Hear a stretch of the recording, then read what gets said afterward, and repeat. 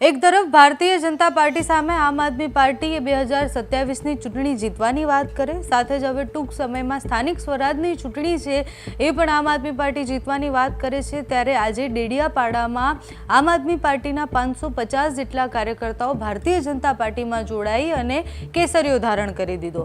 આમ આદમી પાર્ટી એ ડેડિયાપાડાના આસપાસના વિસ્તારોમાં ચૈત્ર વસાવાને કારણે ખૂબ ચર્ચામાં પણ રહે છે। ચૈત્ર વસાવા તેના લોકપ્રિય નેતા પણ છે, ત્યારે 550 કાર્યકર્તાઓ આમ આદમી પાર્ટીના કેમ ત્યાં જોડાયા ભારતીય જનતા પાર્ટીમાં એ ખૂબ મોટો પ્રશ્ન છે।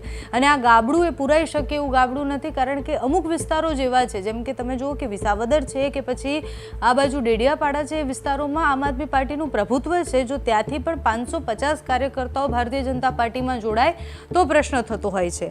આજે ટીલીપાડા ગામમાં એક કાર્યક્રમ હતો અને કાર્યક્રમ દરમિયાન જ 550 કાર્યકર્તાઓ ભારતીય જનતા પાર્ટીમાં જોડાયા। ચૈત્ર વસાવા જેલ મુક્ત થયા એના પછી તરત આ લોકોનું ભારતીય જનતા પાર્ટીમાં જોડાવું એ બહુ જ બધા સંકેતો સાથે આપે છે। ત્યાં આમ તો વસાવા વર્સિસ વસાવાની જંગ છે, એટલે એક બાજુ ચૈત્ર વસાવા આમ આદમી પાર્ટીમાંથી છે, બીજી બાજુ મનસુખ વસાવા એમની સામે જ છે જે ભારતીય જનતા પાર્ટીમાંથી છે।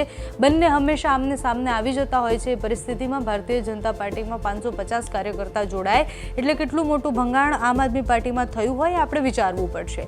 ચૈત્ર વસાવા જેમ જ જેલ મુક્ત થયા, એમને આઈપીએસ અધિકારીથી લઈ અને ભારતીય જનતા પાર્ટી પર ઘણા બધા સવાલો કર્યા અને એવું કહ્યું કે આ લોકોના કારણે હું જેલમાં ગયો છું, મેં એવો ગુનો નહોતો કર્યો, મારા ઉપર ખોટી કલમો દાખલ કરવામાં આવી છે અને અમે આગળ જતા સ્થાનિક સ્વરાજની ચૂંટણીમાં એમને બતાવી દઈશું। જ્યારે ચૈત્ર વસાવા બહાર નીકળીને એવું કહે છે કે સ્થાનિક સ્વરાજની ચૂંટણીમાં અમે ભારતીય જનતા પાર્ટીને જવાબ આપીશું, ત્યારે એમના જ કાર્યકર્તાઓ ભારતીય જનતા પાર્ટીમાં જોડાય છે। એ મોટો જવાબ છે કે કોણ કેટલું સંગઠિત રીતના મજબૂત છે। સંગઠનમાં 550 લોકોનું બાદ થવું એટલે એ બહુ જ બધા વોટ સાથે અને પ્લસ એ બહુ જ બધી વિચારધારા બદલતા એ લોકો ત્યાં જોડાય છે એવું કહેવામાં આવે છે। હવે ભારતીય જનતા પાર્ટીમાં આમ આદમી પાર્ટીના નેતાઓ જોડાયા એટલે વિકાસ માટે જોડાયા હોય એવી જ એક વાત હોય, કારણ કે કોઈ પણ કાર્યકર્તા ભારતીય જનતા પાર્ટીમાં જોડાય એટલે એક જ લાઇનનો જવાબ હોય કે અમે વિકાસ કરવા માટે જોડાયા છીએ।